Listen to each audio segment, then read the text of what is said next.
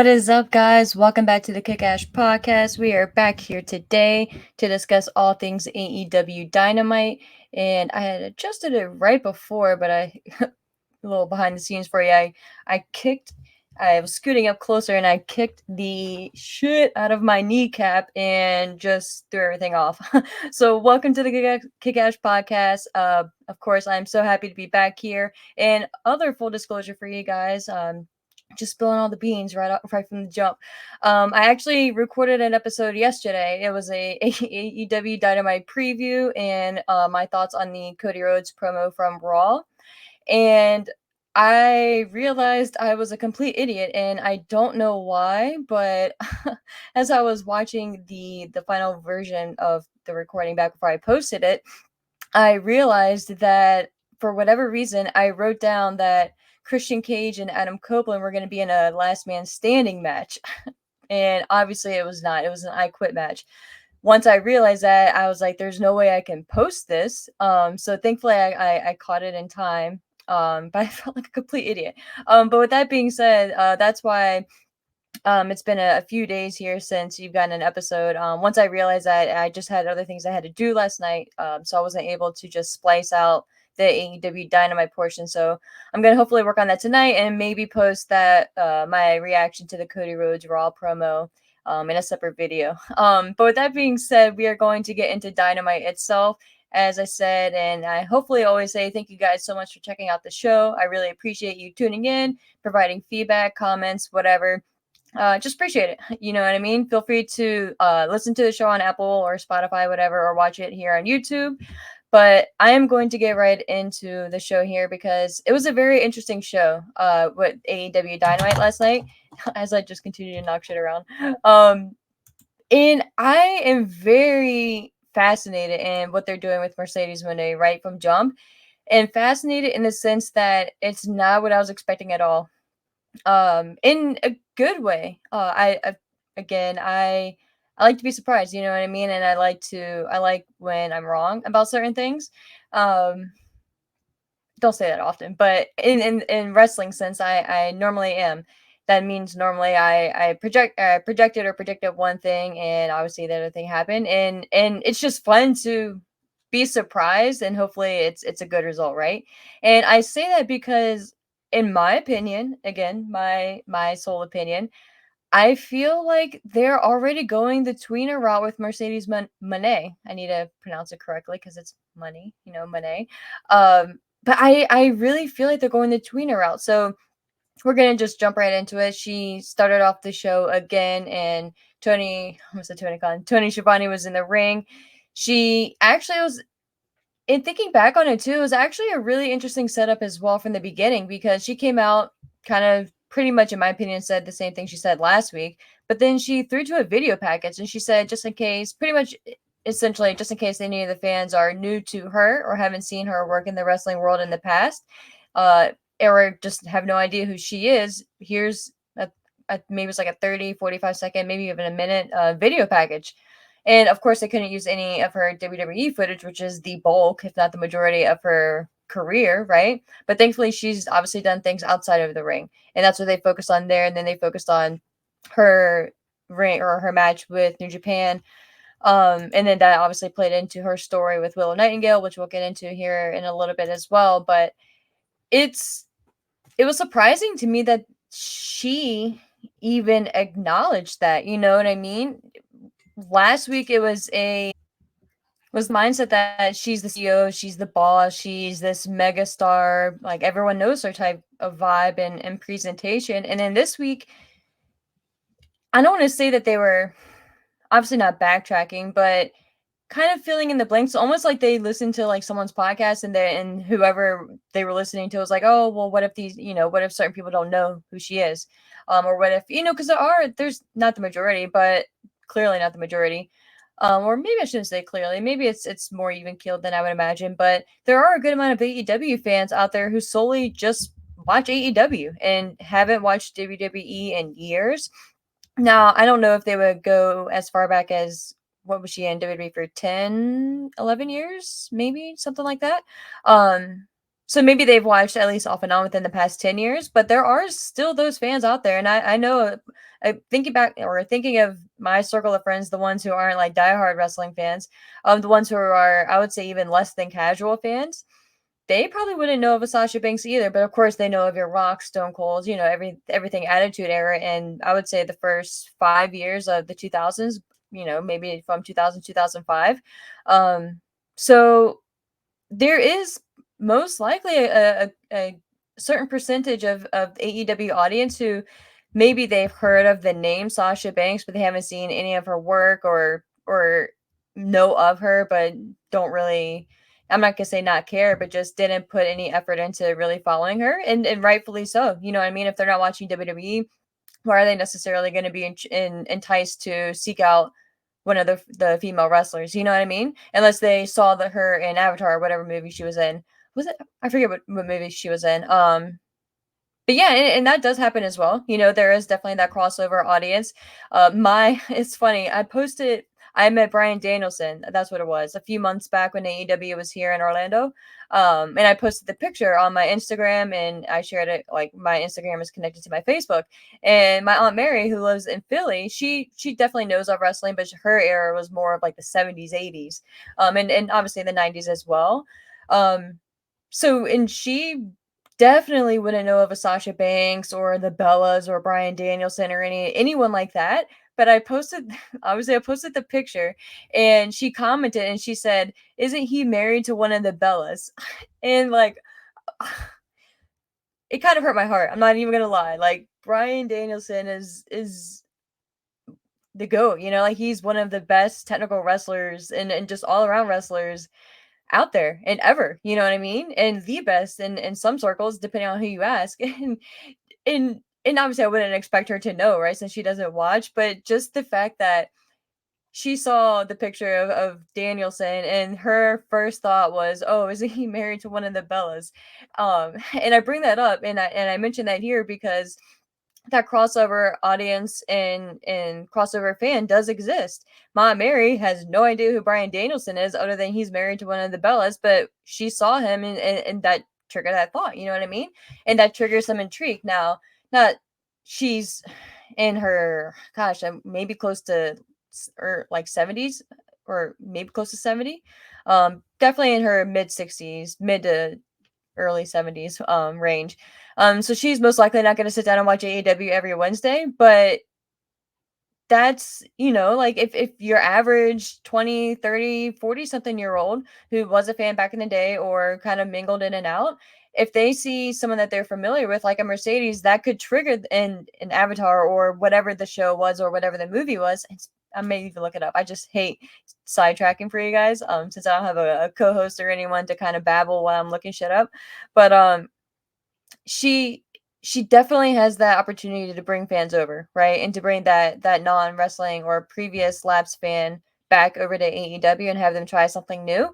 So while I was surprised with the presentation and the setup of pretty much her saying, "And just in case you aren't aware of who I am," I liked it and I respected it. You know what I mean? I kind of respect the balls that it took to acknowledge that, yeah, I am the boss. I am the CEO. She can't say boss. I am the CEO. I am the shit. I am this, that, and the third. I am a star. But just in case you don't know who I am, here's a quick intro for you. You know what I mean? And then obviously goes without saying, but if someone's gonna watch that video and be like, "Oh wow, she's pretty cool. Let me like do some more research on her," then you can go back and seek out matches for her, and which obviously AEW can't and wouldn't promote. Not that they should, but that familiarizes you with her background more and get you more excited with her in the future. It gets you excited to have her versus a Dr. Britt Baker, or her versus a Thunder Rosa or someone like that. So I think that was really cool. And like I said, I respect the guts that it took to literally acknowledge that and be like, "Hey, just in case you aren't aware, this is me. This is the part of me that I can show you." And hopefully that entices you enough to do some more research, to Google, you know what I mean? As much as that was a hot topic, to Google me and to seek out shit that I can't show you, you know what I mean? But hopefully, like I said, it gets you excited to watch them in the future. But with that being said, I'm gonna kind of get into a brief rundown of the cool shit that happened from AEW Dynamite last night, and then I do also want to reference, there was another article that I pulled up here. Let me see where it went. Yes. So before we get into Dynamite itself, this was reported by Dave Meltzer originally, and I'm reading it from WrestlePurist.com. So again, shout out to them for the transcription. I try to get my creds whenever I can. But it was interesting to me. And to be honest with you guys, not until I sit down to do an episode here and kind of make some notes and get a game plan and a layout for what I want to talk about, I don't really go seeking out sites and stuff like that. I of course I'm on Twitter, or X, whatever you guys want to call it, but it's always Twitter to me. So I'll see shit, whatever is obviously like breaking news or hot topic or whatever. I'll see that shit on my feed, but I normally don't seek out articles until I sit down to chat with you guys. It's just me. I don't know. I'm just kind of odd when it comes to certain things. But when I was kind of scrolling through, I saw this one and it stuck out to me, so I took a look at this. And I haven't been on Twitter honestly that much within this week. Just still getting used to my new role and just been kind of tired at night and just not really wanting to be on my phone. But this one stuck out to me, and it was regarding Jack Perry. The title of the article, and again from WrestlePurist.com, states Tony Khan reportedly still, quote, really mad, unquote, at Jack Perry over CM Punk AEW departure. Goes on to say it has a picture of Jack with his shades and his leather jacket on. Looks pretty cool. And before I even get into the article, shout out to him for the beard that he's starting to grow, because he's transforming, and he's going from Jungle Boy to a full ass man in front of our very eyes. They grow up so fast, you know. But it's kind of weird and cool to see all at the same time. But back to the article itself. So it goes on to say Jack Perry hasn't been fired by AEW, but he and Tony Khan are reportedly not on the best of terms. On August 27th, 2023, All Elite Wrestling held All In at Wembley Stadium in what was a historic landmark for the company. However, while the show itself was noteworthy, a lot of the talk hitting out of the event was about Jack Perry and CM Punk, who had gotten into a backstage altercation at the stadium. Ultimately, this led to Punk being let go from the company, later to return to WWE, while Perry has been missing from AEW TV for almost 7 months. In the meantime, Jack Perry has appeared for New Japan Pro Wrestling, with the former FTW champion ripping up his AEW deal on arrival.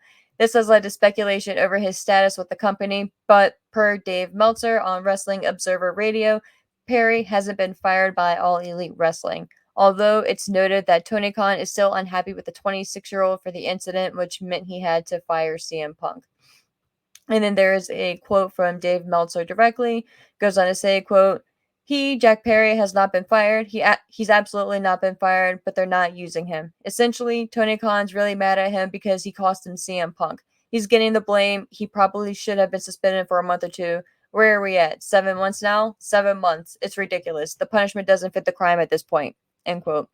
The article here with Wrestle Purist goes on to state, now donning the nickname The Scapegoat, Perry has alluded to his AEW absence since coming into New Japan Pro Wrestling. But given that he only had his first match in Japan earlier this month, it doesn't seem as if his stint in JPW will be over anytime soon. As always, we'll aim to provide further updates on Jack Perry's AEW status as soon as we hear more.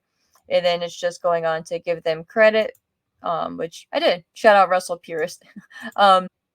Of course, if you have forgotten, it was tied back to, and I believe it was even on the pre-show of All In, if I'm not mistaken, I'm pretty sure it was the pre-show. I could be wrong with that. But Jack Perry, I don't even remember who he was wrestling at this point. I could, but I'm trying to move on, guys.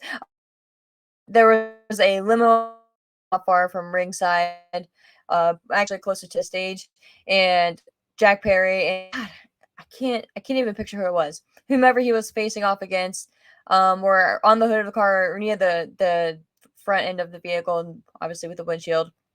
And I don't remember if he tapped on the glass, but he was obviously leaning or near the glass, and he looked into the camera, Jack Perry, and he said, "Look, real glass, cry me a river."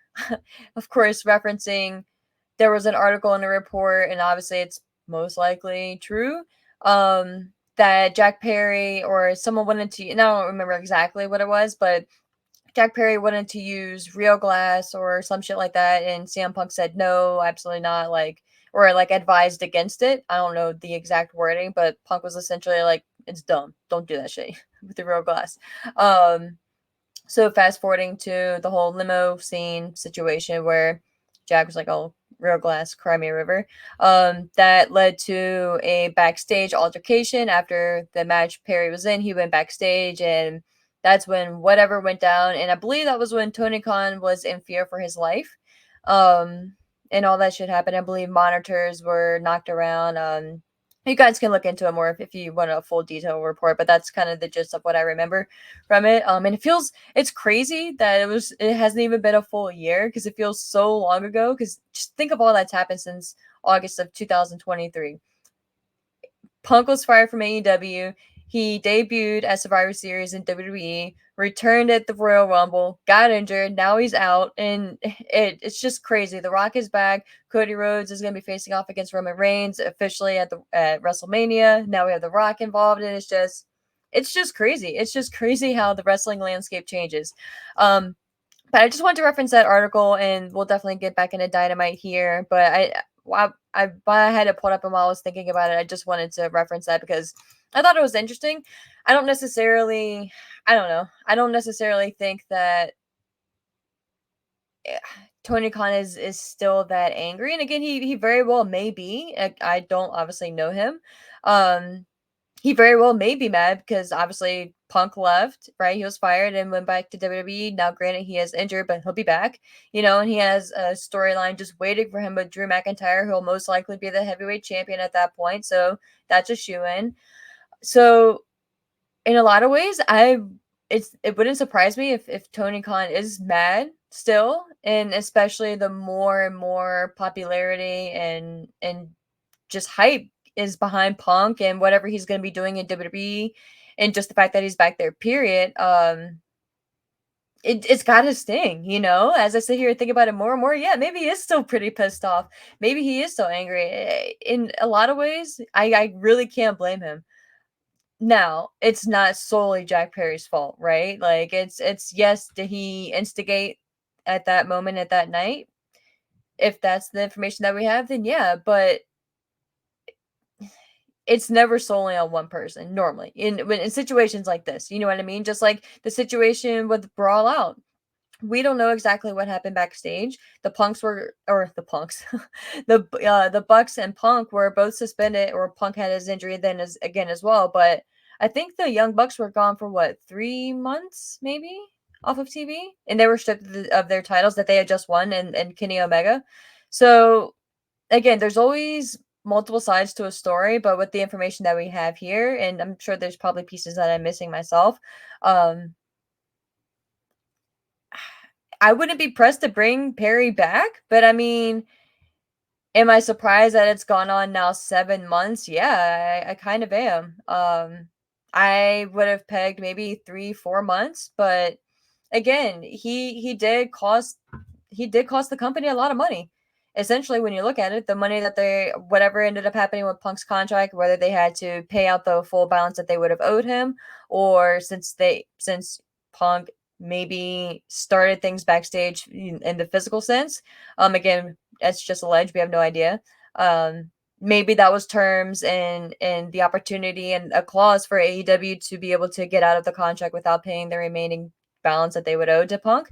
But there's a lot of questions, you know what I mean? And again, I'm not gonna sit here and be like, oh, Perry should be back now. Like like it's a travesty he's not back. Because I'm actually kind of looking forward to what he does in New Japan. I think it's gonna be cool to see what direction he takes his character, and if he does end up getting fired or let go by AEW, I think they'll give him even more ammunition. So, and that was one of the things that everyone was always saying about Jungle Boy, right? Like, he's not a believable main eventer. He's just small, and he's Jungle Boy, right? He is completely different now, and it doesn't feel forced. It doesn't feel like an act or just a character. It feels like, yeah, he's pissed off that he got the shit end of the stick and that he is still being blamed and the scapegoat for it. So I'm very intrigued to see how this plays out, and to see when he does end up coming back to AEW. If he does, I'm sure he will. And I don't see Tony Khan letting Jack Perry go. Um, but yeah, it does make me interested too. I would love to know how the contracts work, because since he hasn't been on AEW TV now in 7 months, how does that extend his contract since he's not injured? Or I would love to know, like, not that it's any of my business. I would just love to know how that affects everything. And I'm sure one day we'll find out. So I'm not too worried about that.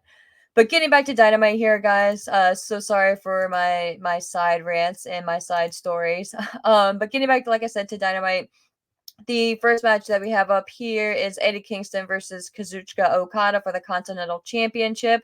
And it was a very good match. It was a very competitive match. I was, I'm not gonna say surprised, but I just, some part of me was just like, man, like, don't do Eddie like this. Like it was hurting my soul to know that Eddie was most likely going to be losing. But I like that it wasn't just like one sided, or they didn't. I don't know. Like I was kind of concerned, honestly, with how it was going to play out. But this was a competitive match, and I like that the Bucks didn't interfere, and they're sticking true to that.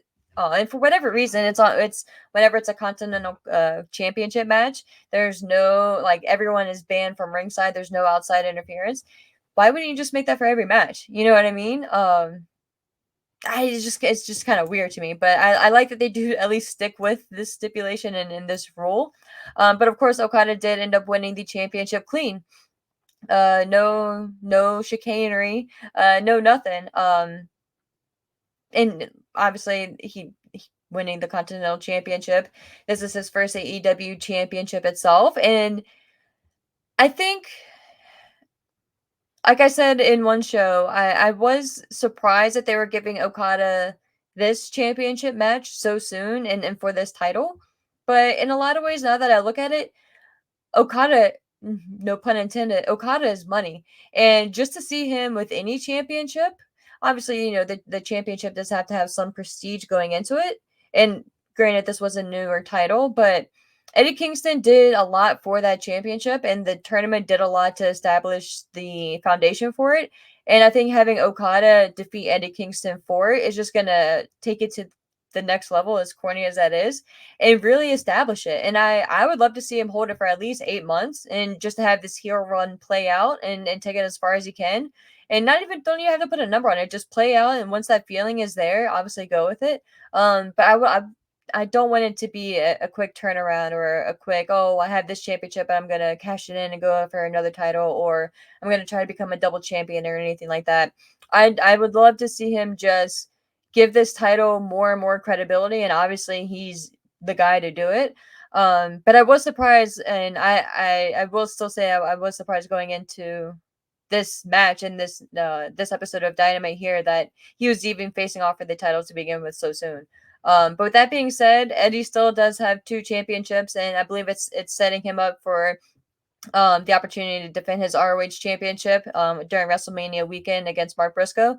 So that's cool in the sense that Eddie obviously did lose, but he still has stories and things to keep him occupied with. I was under the impression that it was going to be for all 3 titles, but it obviously was not. It was just for their Continental Championship. So that makes me feel a little bit better with Eddie kind of not relinquishing, but letting go of that one title, since he still has other obvious paths to go to. But next up, we have here, and not in going in any order particularly, we have the Christian Cage versus Adam Copeland match, and then I Quit match for the TNT title, not a last man standing match.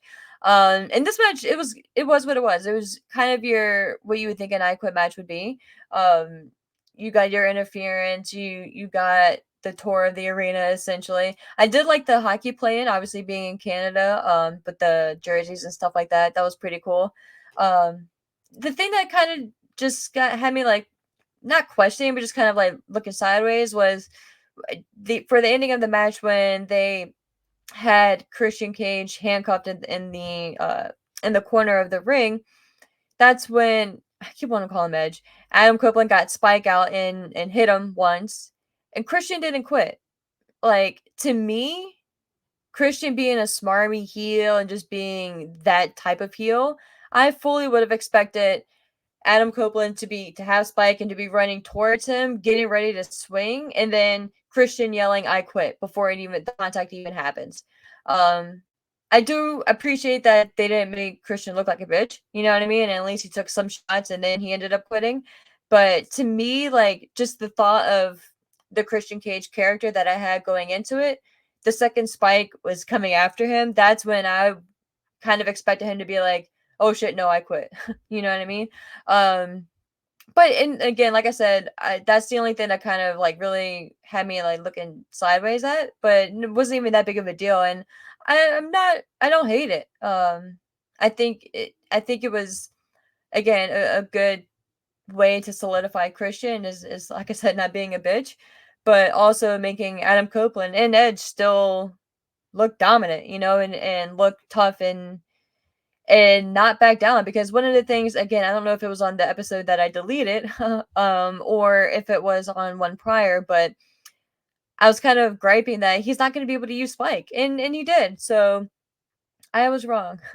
But moving on to the next match we have here is Hook versus Chris Jericho. Now, with this match, I was very surprised by the way it went. I was not expecting Hook to take Jericho to Suplex City, essentially. Um, I, and while I was watching it, I was like, as soon as like the third suplex hit, I was like, okay, like I kind of see where we're going here. Um, and I was like, at first, I was like, I was kind of like not bummed by it, but I was like, okay, because we've seen Jericho do this before. You know, we've seen Action Andretti get the upset victory against him. Even Ricky Starks. Not that I guess it was considered an upset at the time, but to me, I don't know. It's 50-50 on that one. And there was one, oh, Powerhouse Hobbs was the other one too. And I know there was a fourth one out there, but I don't know. I can't remember the other one, but I was surprised to kind of see Jericho go that route again with this one. And I really hope that they're going to at least not have Jericho turn on Hook so soon. And I was leaning towards they were probably going to after the match, and they didn't. Jericho shook his hand, you know, gave him props and gave him respect. Excuse me, guys.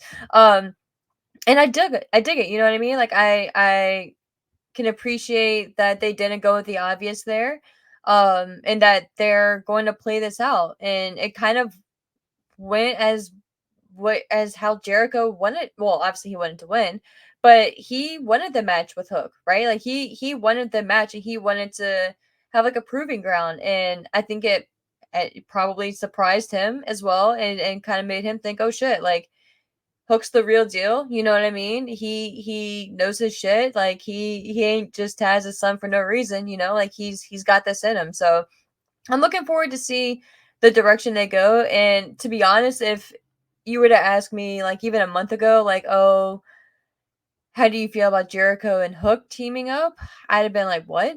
Because it's just two complete opposites in my opinion.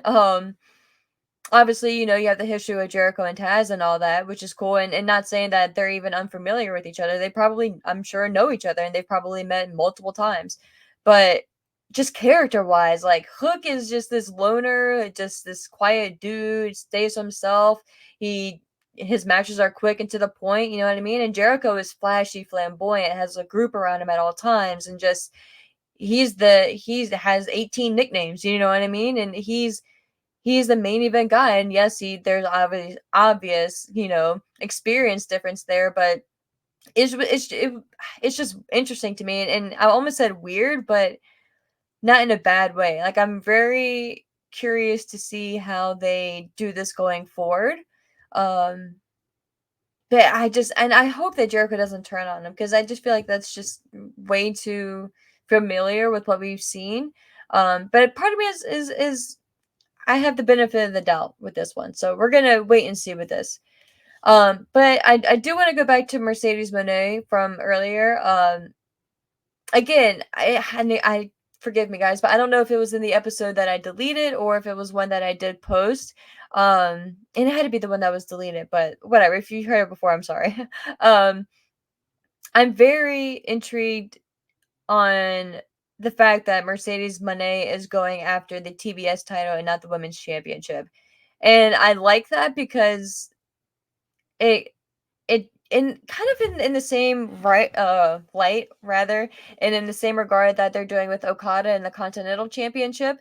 They're taking one of their I don't want to say mid-level titles, but one of their mid-card titles, putting a big star behind it and a big star focusing on it, and having a big star want that title and not just go immediately for the A1B1 championship. You know what I mean?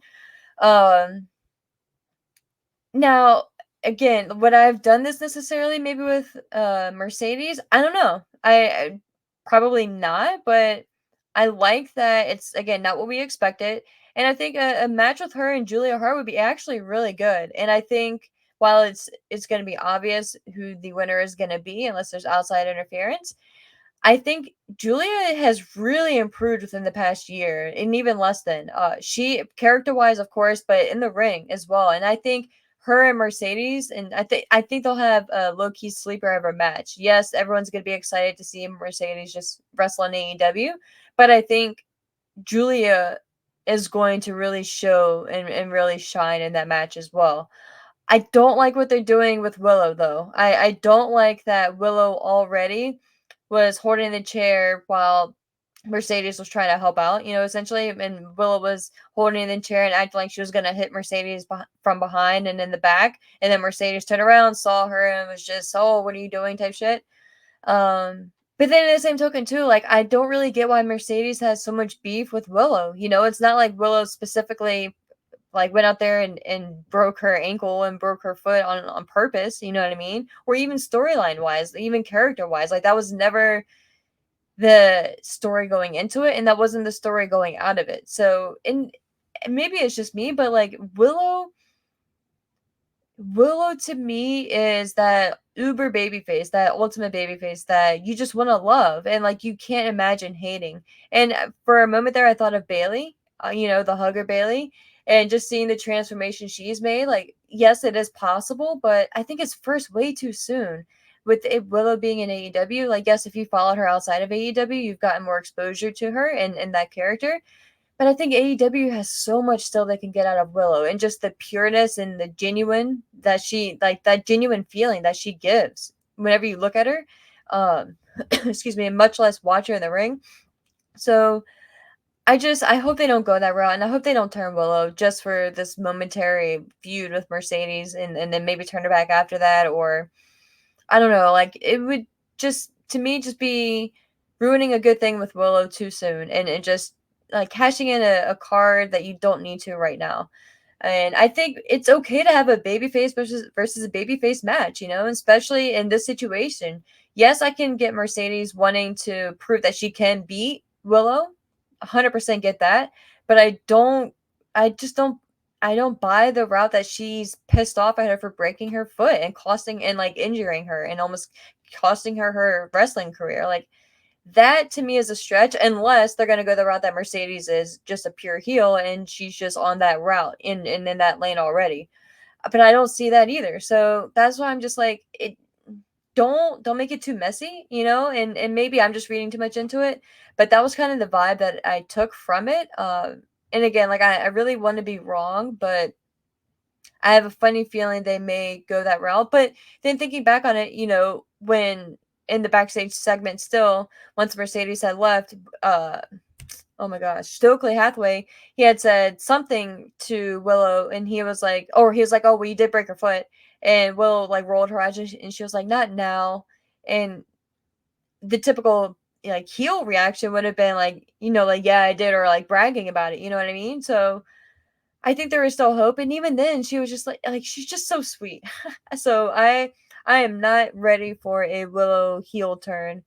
I can't do it. I can't. I'm not ready for it. I'm not ready to hate her. We had a couple more things on the show that I want to talk about that I have written down here. We have the Adam Cole promo on Wardlow. I think Adam Cole himself delivered it really well, but it feels like the same shit that we're getting with Wardlow that he's already done. And I'm not here for it. Wardlow deserves more. He needs more. And it's like, it's thinking back to that first Dynamite after the World's End pay-per-view. literally we already knew what was going to happen. Like the second we heard that Wardlow was going to hand the title over or make sure that Adam Cole wins the championship, you already know, like, no, he's not going to. So it was an eye roll then, it's an eye roll now. And I hate to say it, but because I really want to like the Undisputed Kingdom and I really want to like the direction and all the shit with the devil and everything like that. But it just doesn't make sense. And I think, again, they kind of burned a lot of bridges that they didn't need to, storyline wise. And they turned MJF when they didn't need to, in my opinion. And that's a whole nother podcast for a different day. But on the other side, or on the bright side rather, I did love Adam Cole's suit. His suit jacket, that was beautiful print. So shout out to him and or whoever. Um, what else do we have here? I know I had one other thing that I wanted to talk about as well. Um, Was it? Yeah, I think it was Swerve, and I did have Thunder Rosa written down also. I'm not gonna get into that match too much. It was fine, but I don't know what's going on with Thunder Rosa and not her, just with like the booking. And that's why I almost don't even really want to talk about it. I wrote down Thunder Rosa attack question mark, because I didn't even know if I wanted to kind of reference it. But man, like it's just a bummer. I don't know what happened between the time she got injured or right before then rather to now, but something's just off and something's just not jiving. And I think this is going to be one where as long as she's okay with not doing as many side projects like independent things as she currently does, I could see her very easily jumping to WWE and getting that exposure and getting that experience there. Because man, like, and I'm not even one to say like, oh, leave AEW or leave WWE. I just feel like they're just not going to do much with her, and she still never got her rematch for the championship. So to me, I don't really know what they're doing, and it bums me out because she's a phenomenal wrestler. Like she's so good in the ring, and she's someone that AEW could really utilize in ring for their women's division. So I don't know what's going on there. And I will say the Swerve and the Butcher match. At first, I was kind of like questioning, okay, they built up to like a mystery open challenge and it was the Butcher. No disrespect at all, at all. He's great in the ring, but I just was not expecting that at all. Which is I guess the whole point of the open challenge, so touche. But it at first I was like, what are we really doing with this? But I like that it set up Samojo coming out afterwards, and I like that it set up Don Callis coming out after that. Joe looks like $1,000,000. I mean, that's all I can say. He looks like $1,000,000, and I love him as the champion. But Swerve is right there too, man. Swerve, when the time is right, Swerve is gonna cash in, man, and Swerve is gonna be that champion, and Swerve is gonna be that dude. Um, so I even enjoyed the match with Swerve and the Butcher.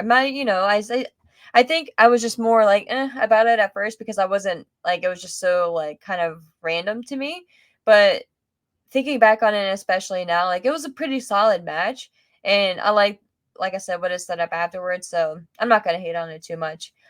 But that was the Dynamite card for and the show from last night in Toronto, Canada. I am excited, or not excited. I am happy rather that we got Mercedes Mone, excuse me, in person as well.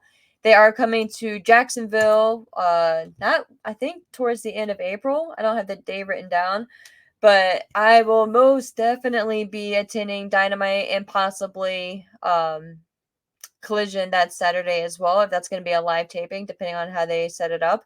Tickets, I think, have maybe been going on sale. I need to check. If not, they're going to be going on sale pretty soon. So I will be checking that out, and it'd be cool to do a report and a little recap here from being on site. But with that being said, guys, thank you again so much for checking out the show and following me on Twitter at ASHMANNS and the show's page at Kickash Podcast _ and listening wherever you do. And like I always say, I appreciate you guys, like I said, but enjoy wrestling, guys, and just appreciate life. Have a good one.